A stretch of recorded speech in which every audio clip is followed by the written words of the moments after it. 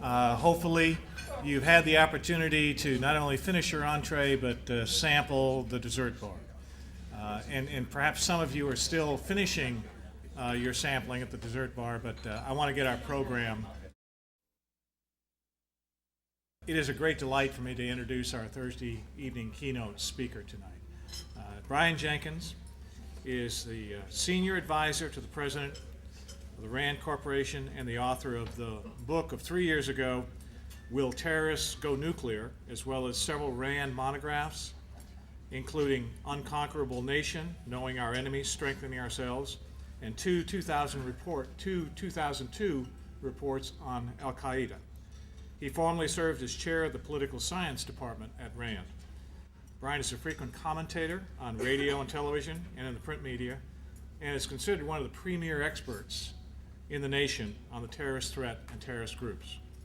He has a bachelor's degree in fine arts and a master's degree in history, both from the University of California, Los Angeles. He studied at the University of Guanajuato. Is that close? All right. It shows you that I'm not that familiar with Mexican universities. And the Department of Humanities at the University of San Carlos in Guatemala, where he was a Fulbright Fellow and a recipient of the Second Fellowship from the Organization of American States. He was commissioned in the infantry and became a paratrooper and a captain in the Green Berets. He's a decorated combat veteran, having served in the 7th Special Forces Group in the Dominican Republic and with the 5th Special Forces Group in Vietnam. We were talking about that over dinner tonight. He returned to Vietnam as a member of the Long Range Planning Task Group and received the Department of the Army's highest award for his service. In 1996, President Clinton appointed Brian to the White House Commission on Aviation Safety and Security. From 1999 until 2000, he served as advisor to the National Commission on Terrorism, and in 2000 was appointed to the U.S. Comptroller General's Advisory Board. He's a research associate with the Minnesota Transportation Institute, where he directs the continuing research on protecting surface transportation against terrorist threats. I've heard about Brian for a long time. He is as well recognized a commentator on terrorist threats as anyone I know in the country. And we were hoping that we could get him here. And again, Brian, I am delighted that you've been joining us. Join me in welcoming Brian Jenkins. Thank you. Thank you very much, Scott. And I want to thank you and the organizers and actually the speakers at the conference thus far. This has been, in the first day, an extraordinarily rich discussion. I mean, I have to admit that I sometimes reluctantly accept these invitations, not because I like to take more airplane rides and hear myself talk. That's tedious and boring. But it's really to listen to and listen to the presenters, to listen carefully to the questions that I am asked, and to thereby be prompted to think about these issues. And I have to say, after a long time, I am still thinking very much about these issues. In fact, reflecting, I testified before Congress the first time in my life in 1974 on the issue of terrorism. Our research had only been underway for a couple of years at that time. And of course, it was my very first time testifying before Congress. I was both flattered and apprehensive. I carefully crafted my written testimony. I rehearsed my oral testimony. My research assistant grilled me with questions. Had they asked me, how many machine guns in the IRA, I could have told them like that. Went up there, gave my testimony. First congressman, first question. Mr. Jenkins, what can we do to end terrorism?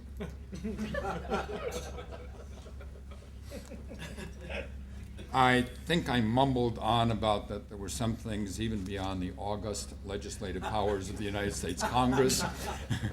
I did say something about that combating terrorism was likely to be an enduring task, that this was something that we were going to be engaged in for a long time. And indeed, it has shaped our notions of security, of domestic security. It has shaped our concepts of warfare itself. As a nation, we have come to accept the notion of preemptive war. We are engaged in Afghanistan, which has become this country's longest war, and indeed we have demonstrated our willingness to take on imperial, if not imperialist, military missions on distant frontiers to prevent new terrorist threats to ourselves at home. It is now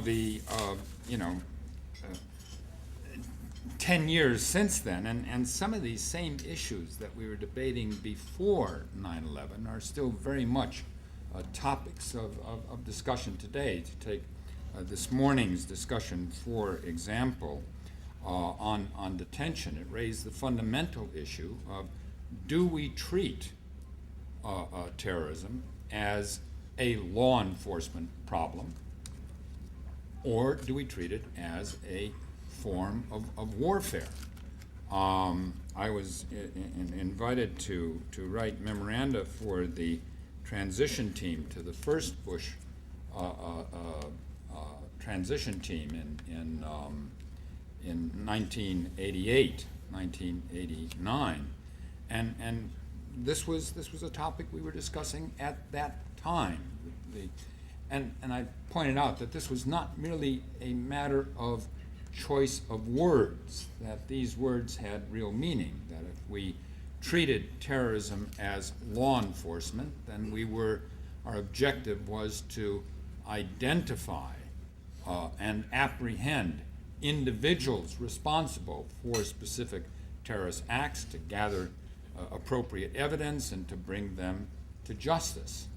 That if we treated terrorism as warfare, then our objective was to destroy the operational capabilities of an organization.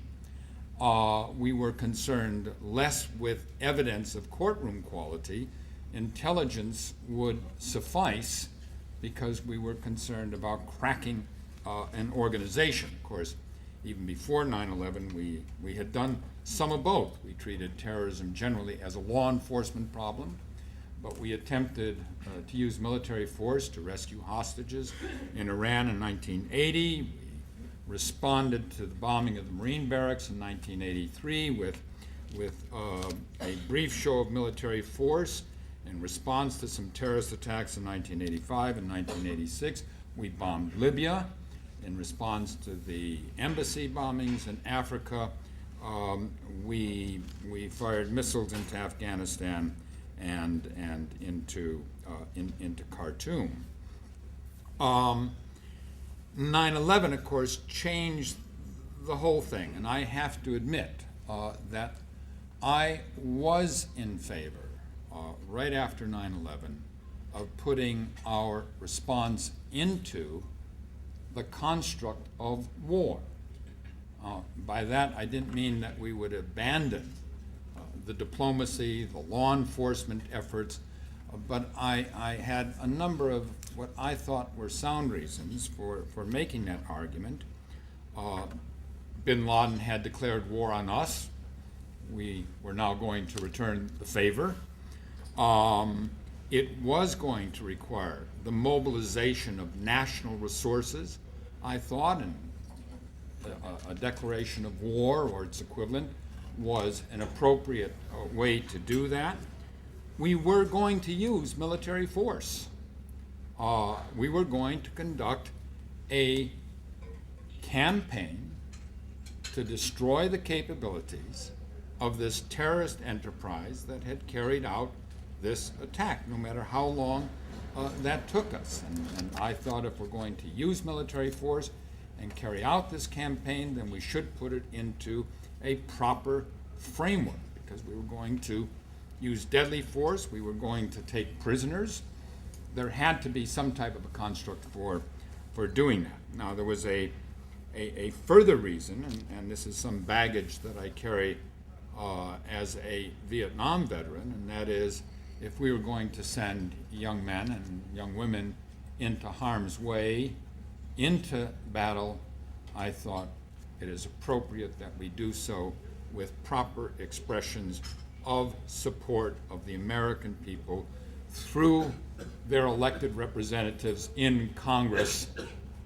And people are going to stand up and say, yes, we want our armed forces to do this. We are behind this. And I thought that was absolutely essential. I did not envision the more ambitious global war on terror, which I think went far beyond what I saw as a campaign against al-Qaeda. I think the downside is that it probably did put too much emphasis on military force. And the other downside it had, which I hadn't reckoned at the time, was that it really created expectations among the American public that this war, as other wars in our recent history, would be a finite undertaking, so that it would have a clear beginning, 9/11, and at some point it would have a clear end. And that's clearly not the case. We are now in the 10th year of this conflict. Where are we? Interestingly enough, there is remarkably little consensus among the analysts as to whether al-Qaeda today is stronger or weaker, whether we are better off or worse off because of our engagements.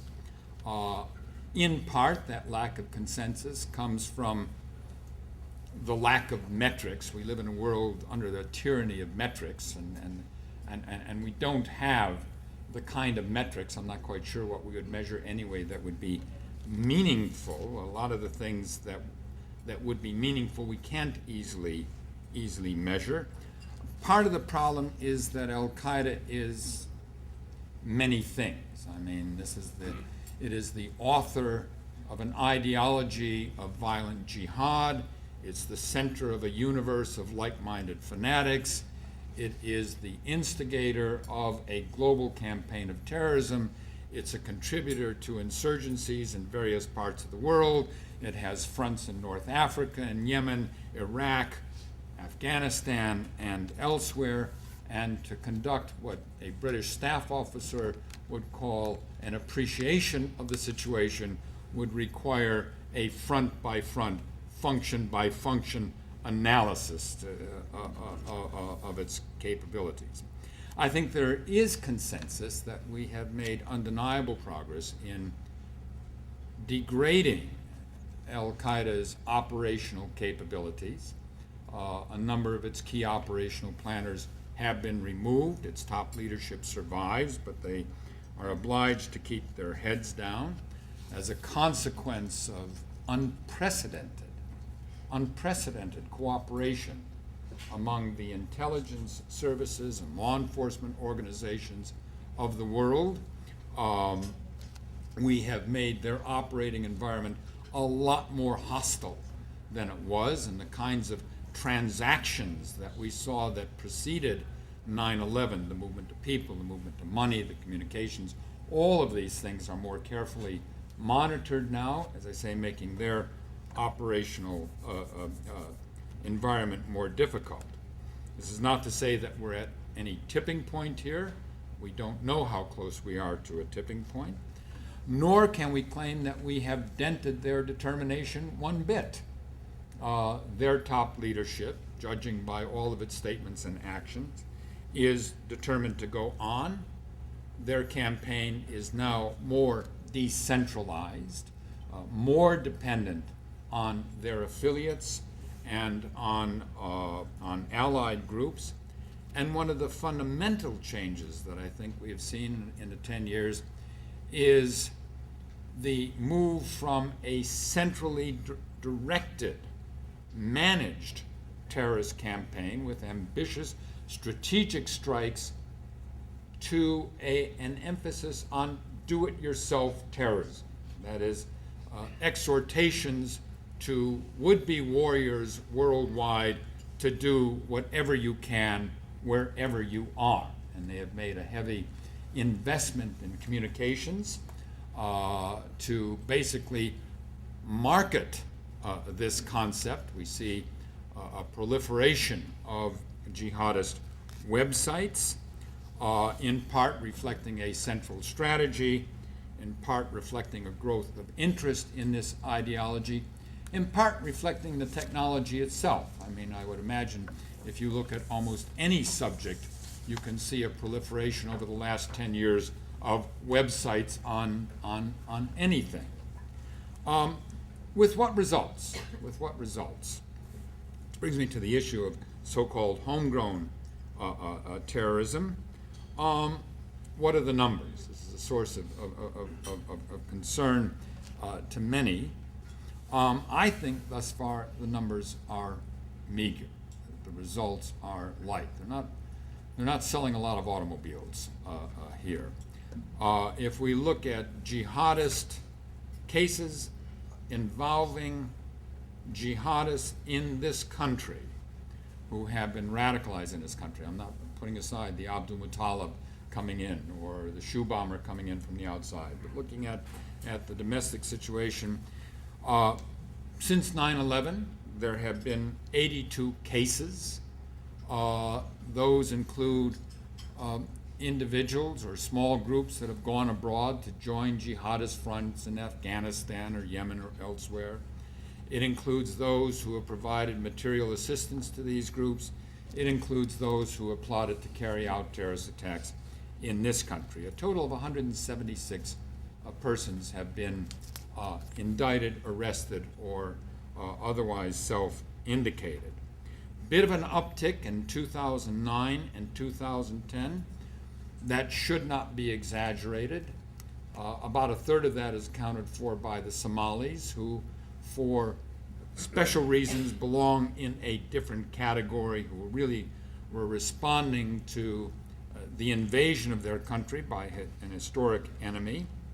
And a lot of the arrests in 2009 and 2010 really reflect activities going back to 2005, 2006, 2007. So we're seeing the fruition of long-running investigations.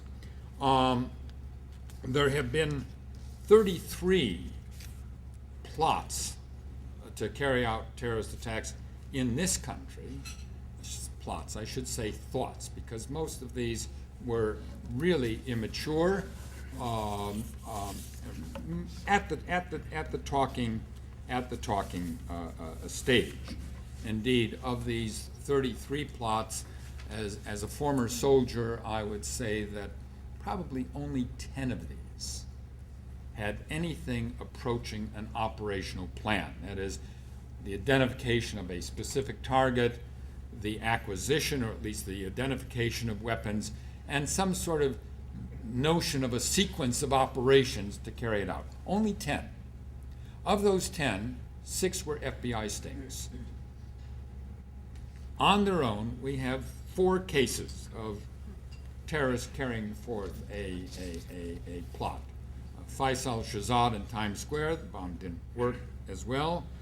Zazi, who planned to carry out the bombings in New York subways, and of course Nidal Hassan at Fort Hood, and Carlos Bledsoe, who shot some soldiers at a recruiting center in Little Rock, Arkansas. Keep in mind here, there's really no evidence in this that Al-Qaeda's ideology has purchased any kind of a foothold in the American Muslim community. We are talking about an American Muslim community of approximately 3 million people, 176, that gives us something like 6 out of 100,000. Now, just as a point of comparison, the prison population of the United States is about 725 out of 100,000. So we're talking about a very tiny number, and that's good news. The challenge of that is it's one hell of an intelligence challenge to find that, because in effect we're talking out of 100,000, 1/6 of a person a year. It means a lot of investigative work to get a very low yield in terms of return. except for some Somali recruiting and fundraising circles, little evidence of connectivity. What we have are primarily one-off responses, veins of resentment, handfuls of hotheads, but tiny conspiracies, but nothing indicating a broader development. In fact, I think it's important to point out that in the 1970s, with groups on the far left, on the far right, with imported quarrels from right-wing anti-Castro fanatics, Puerto Rican separatists, Armenian groups, Jewish Defense League, Croatian separatists, we were dealing with about 60 bombings a year in this country. If we had 60 bombings a year in this country, terrorist bombings a year in this country, now we would be going crazy. Very few attempts to outside of FBI stings, to build devices. Very few things beyond discussion. I think what the FBI stings demonstrate is that some are willing to carry out acts of violence if they are handed the means for doing so. And of course, we have no way of knowing how many dropped out of these things and didn't do something.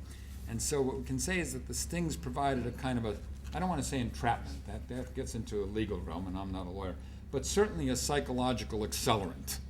So are you really angry? Yes, here's a bomb, press here, and some will go for it. Now, all democracies faced with terrorist threats have changed the rules. They have changed the rules to facilitate intelligence collection, to broaden police powers, to create new anti-terrorist laws, to toughen penalties for terrorism-related crimes, in some cases to alter trial procedures. How did we do on this? There were worries, understandable worries, right after 9/11 that 9/11 would lead to a police state in this country. Or at the very least, it would invite the repetition of the abuses that we saw in domestic intelligence activities of the 1960s and 1970s. That really did not happen. There were no large-scale roundups, there were no Palmer raids, there were no internments, there was no preventive detention, there was no custodial detention index or security index, which I think were the terms that were used in the 1930s and 1940s. There was no COINTELPRO. The courts rejected the idea of warrantless surveillance. Suspected terrorists in this country, those apprehended in this country, would be formally charged and prosecuted in U.S. courts.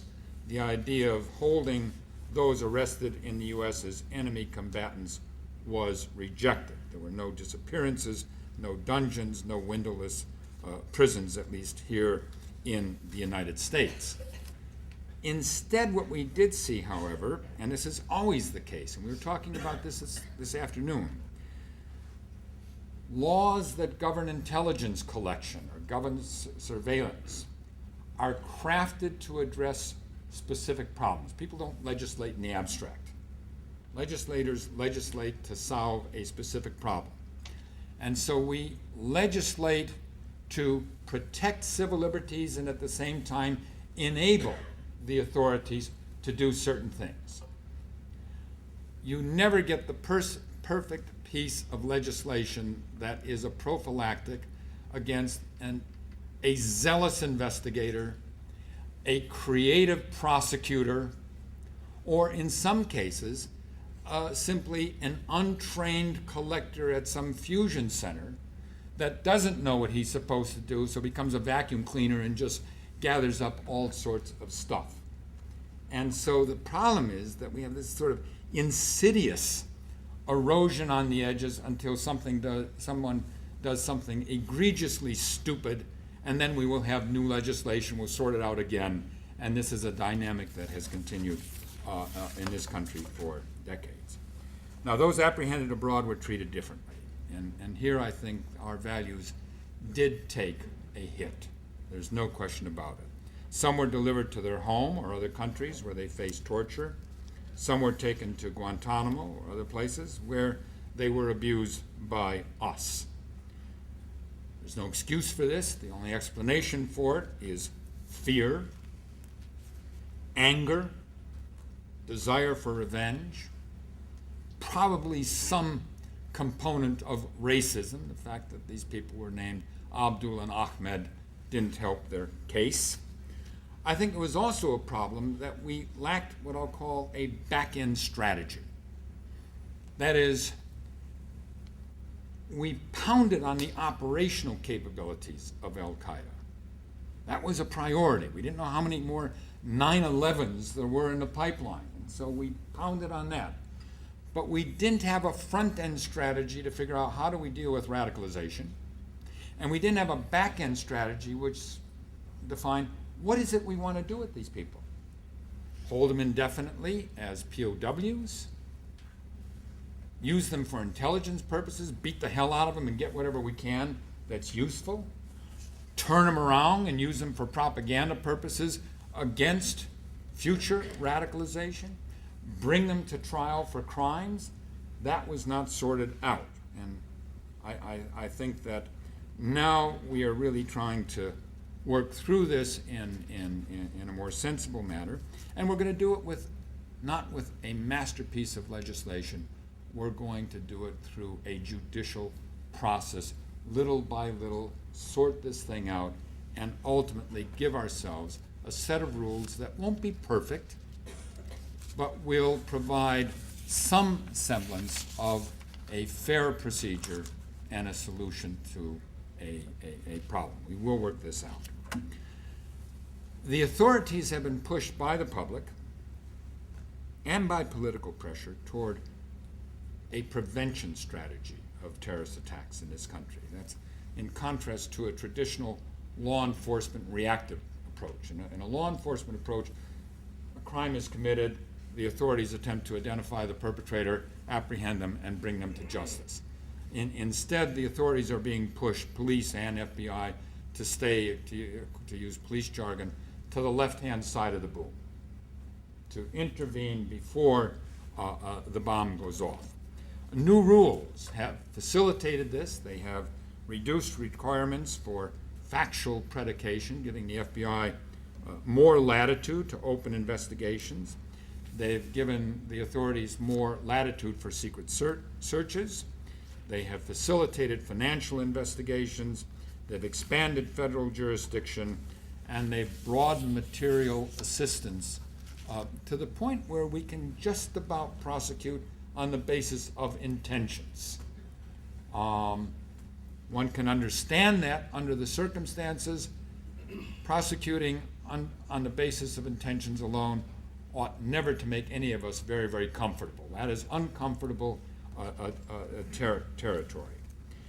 Part of it's being driven by another development in the public, and that is zero tolerance for risk. Now, this is extraordinary. This is part of a long-term trend, and we were talking about this afternoon, a long-term trend to basically banish all risk, personal risk, from society. It has been in part pushed by litigators that have basically said security is a right, an entitlement.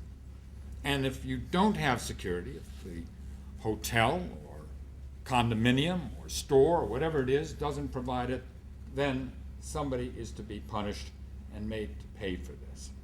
But what has happened on a national level is by the creation, the very creation of a Department of Homeland Security, by the federal government taking on, in a sense, the role of we will provide security for the homeland, by making that a preoccupation, and by, in a sense, making the ordinary citizens passive bystanders in this.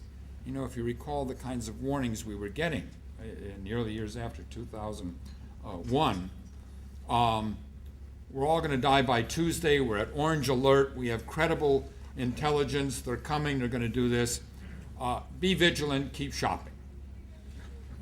Now, that's a schizophrenic message that only cranks up alarm, because basically you're telling people something bad's going to happen. You can't do a damn thing about it. It is uncharacteristic in a nation with a strong tradition of self-reliance and engagement, and I think it's a bit of a mistake. Now, if we look at what we've seen thus far, let's say with the domestic terrorist threat, it's really hard to see what is driving the current level of fear, and yet the most recent statement by Janet Napolitano, and I'm not criticizing her personally, but the terrorist threat is at its most heightened state since 9/11. She said that on February 11th of this year. And one wonders what is driving that. And it's not what has happened in the past, it is what we fear will happen in the future. We fear that Al-Qaeda's exhortations may ultimately begin to achieve some result. We fear that some of these other groups, like Al-Qaeda in the Arabian Peninsula, may do something. We fear what may result from events in the Middle East. We fear that with an influx of Iraqi refugees, perhaps 80 to 90,000 coming into the country, that we're going to import some with terrorist skills. We fear weapons of mass destruction. By the way, this is another one of the paradoxes.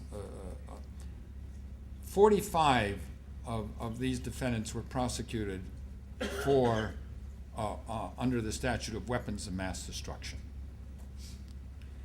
We have in legislation reduced weapons of mass destruction from nuclear weapons, chemical weapons, biological weapons, radiological weapons, to include conventional explosives, any quantity greater than 4 ounces.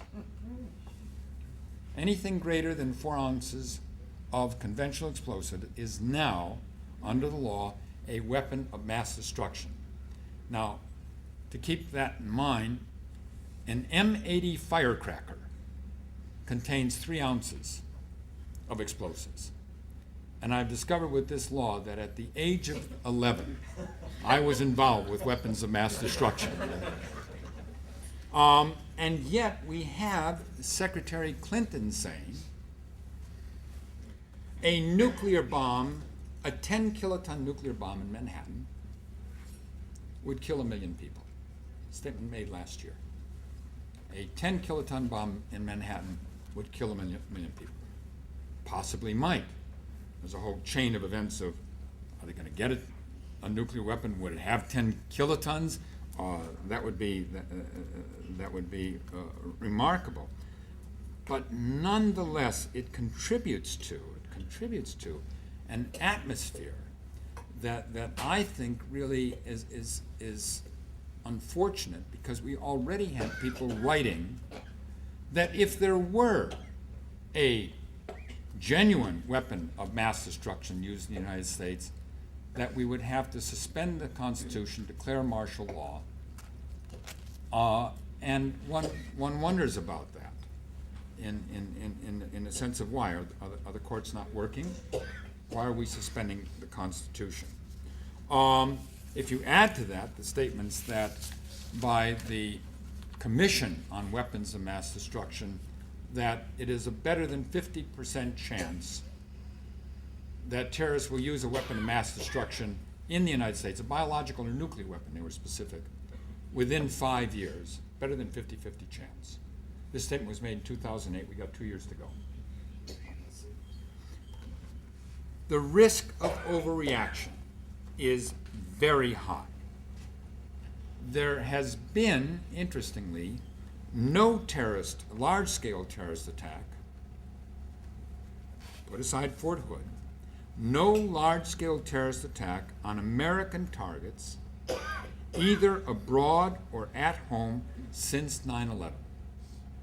That's 9 years, 7 months, and 3 days.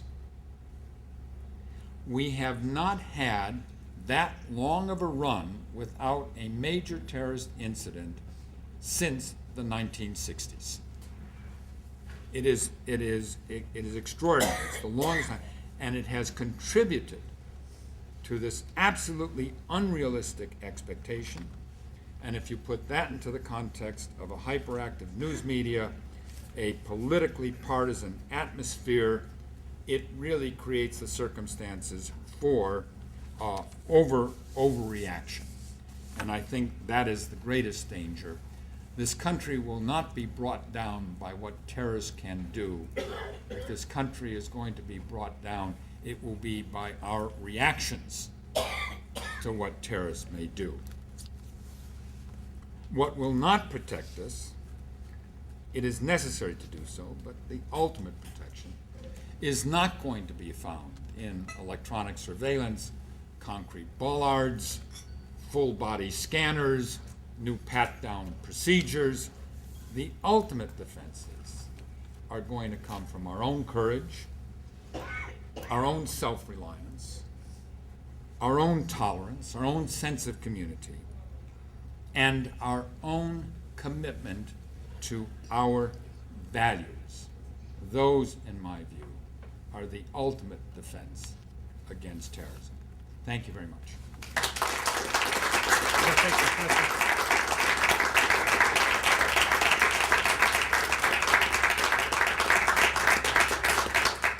Thank you, Brian. He has agreed to take some questions. So, ladies and gentlemen. May I ask, when you state that this is the longest period since a terrorist attack, since the 1960s, very curious to hear what your perspective would be as regards the argument that that's because they don't need to attack us here because they can get us in faraway lands that many of us know nothing about.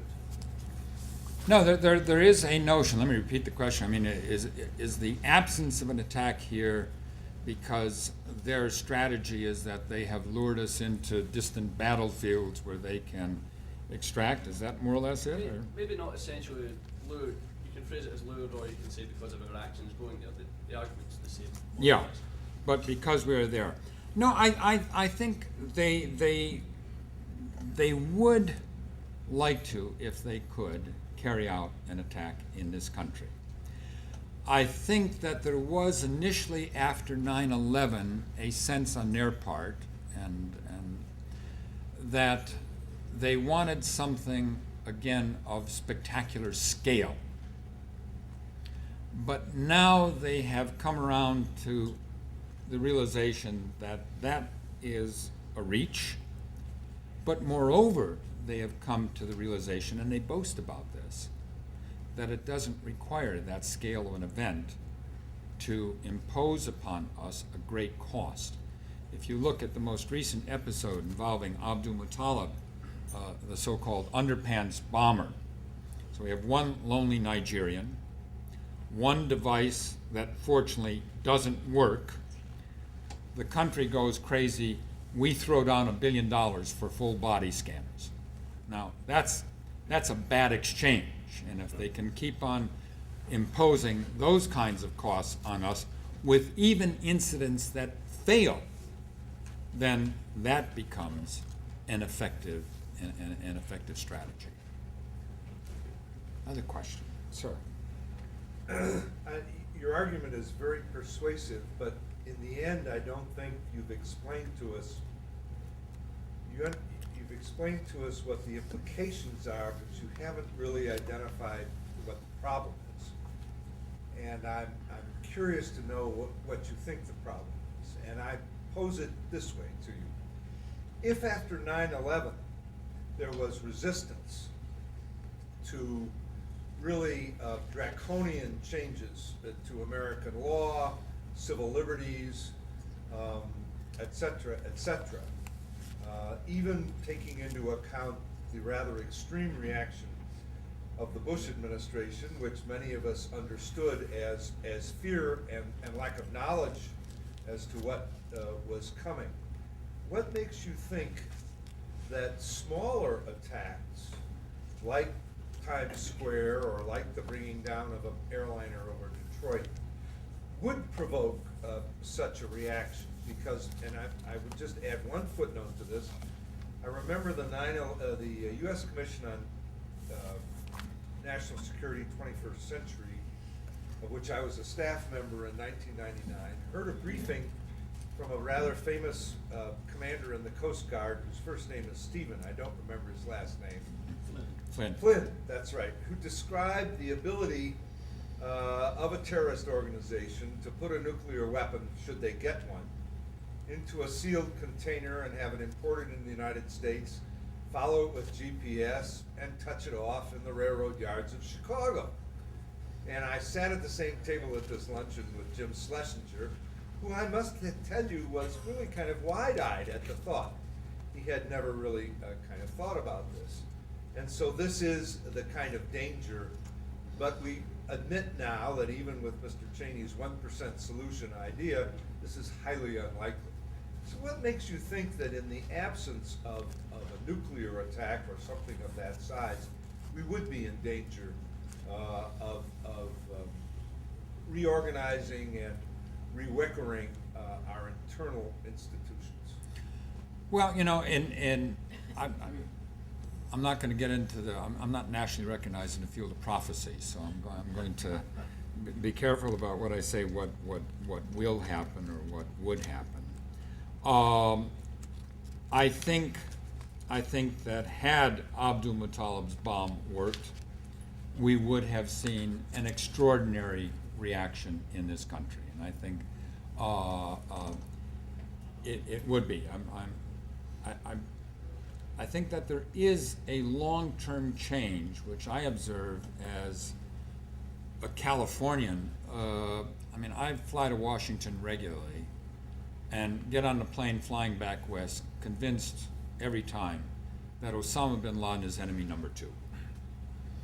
That in the definition of Washington politics, enemy number 1 are the guys across the aisle or across the street or across the river, that we really have created a poisonous partisan atmosphere in this country where people are just primed to point and blame. So I think that's something of great concern. I think that, again, how far up the scale we go, whether it's one underpants bomber that succeeds or going up to something further, that we could set off reactions. I'm not saying that would automatically lead to the suspension of the Constitution, but the concern I always have with terrorism is the concern of overreaction. As I say, this country, we've been through wars. We went through 4 decades of the Cold War when we talk about nuclear threats. There were tens of thousands of real nuclear weapons, not imaginary ones, in the hands of our terrorist foes, but real nuclear weapons. They were not pointed at Paraguay; they were pointed at us, and we came through that and held things together. I would hope that we would really have the strength, and I believe probably confidently that we will. But I think there's this terrible danger of overreaction. I just can't get away from that. The direct threat of the terrorism, even if it escalates fairly high, is something that we will manage. A major terrorist incident in this country, in the current environment, I think would set off to me, would be some fairly scary reactions. The other thing that has changed since 9/11 is, interestingly enough, we have redefined things a little bit. And now, while there's still concern about terrorists within the Muslim American community, there are a growing number of people that are saying the Muslim American community itself is a source of concern. This is a population which is not assimilating. This is a population which intends to impose Sharia. There is a long tradition of a paranoid political style in this country. It goes back goes back to centuries. I mean, to people who worried about the tyrannical objectives of those we elected at the beginning of the Republic. Moved over in the 19th century to the other defined as Catholics and Irish, or later anarchists and Italians. And we've gone through this over a period of time. And we see that beginning to rise up a little bit again. Final point on this is I think terrorism itself acts as kind of a condenser for a lot of other free-floating anxieties in our society. I mean, our economic crisis, immigration issues, all of these are a source of anxiety, but sort of big, unmanageable things. But they're condensed down into a dramatic thing, and terrorism is something that really carries the juice in this and gets us aroused. And so I worry about that capacity. So bottom line, the psychological response more than the physical danger is what I worry about. We'll take one more question if we could, your choice. Go ahead. I'll Will? get you later.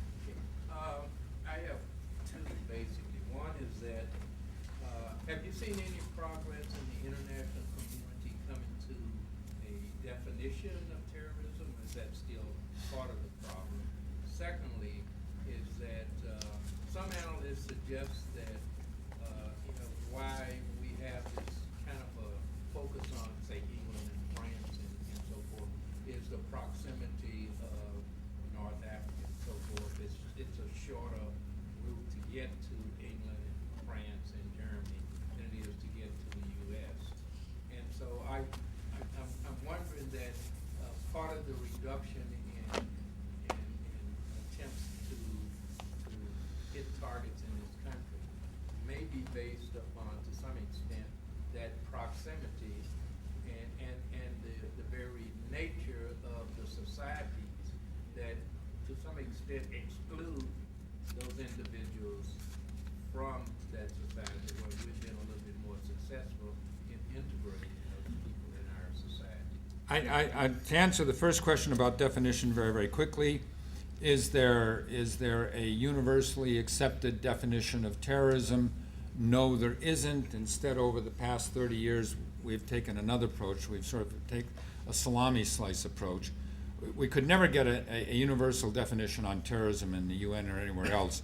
So instead, what we ended up doing is defining specific tactics or targets that we would say, for example, attacks on commercial airlines.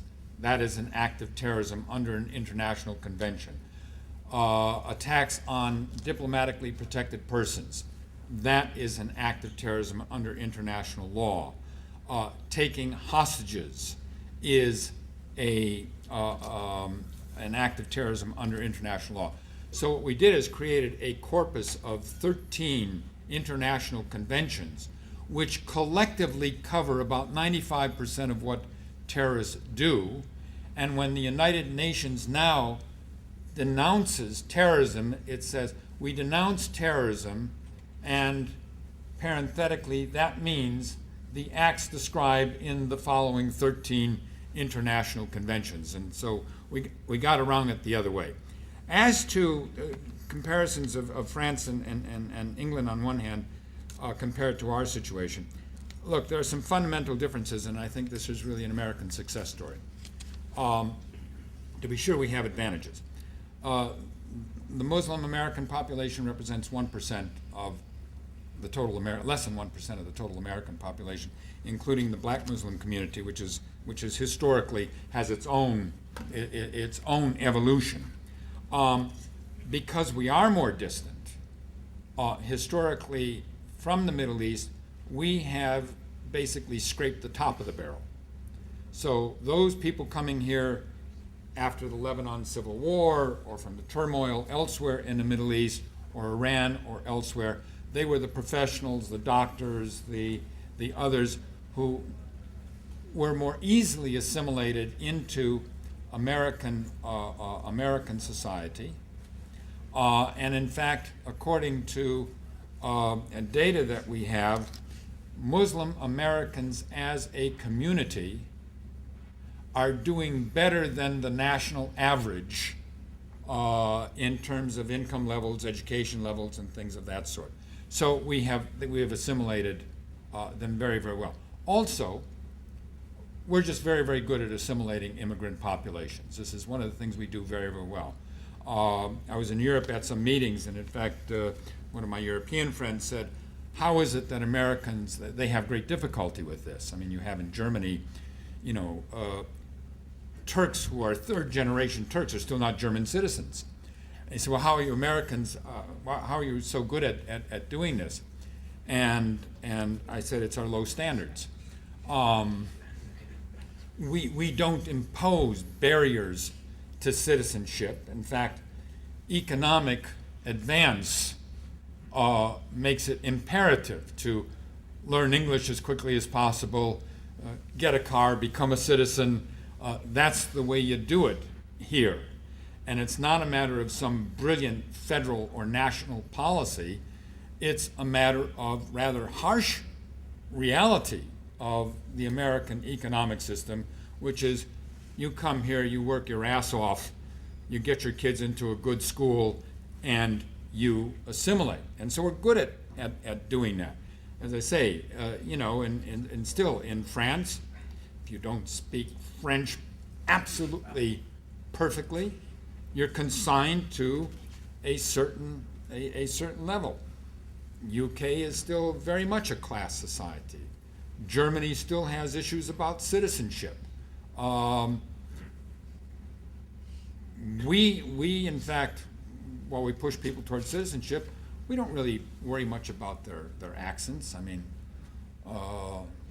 look, in the state of California, until recently, we had Governor Schwarzenegger. I mean, he speaks well, by the way, on a script, but when the man is speaking extemporaneously, he's really hard to understand. But I mean, we don't worry about that, and so I think this is an American strength, and we ought not to lose that in some notion of misplaced fear. Again, thank you very, very much for inviting me here, and good luck to all. Brian, again, thank you. Just a very small token. We very much appreciate your taking time from what I will tell you is a tremendously busy schedule, not only to speak to us tonight, but he came in yesterday, and he's going to be here until tomorrow when he flies back to California. So we're delighted that you can participate with us in the entire conference and contribute through your comments to all our proceedings. Tomorrow morning, we're going to start 15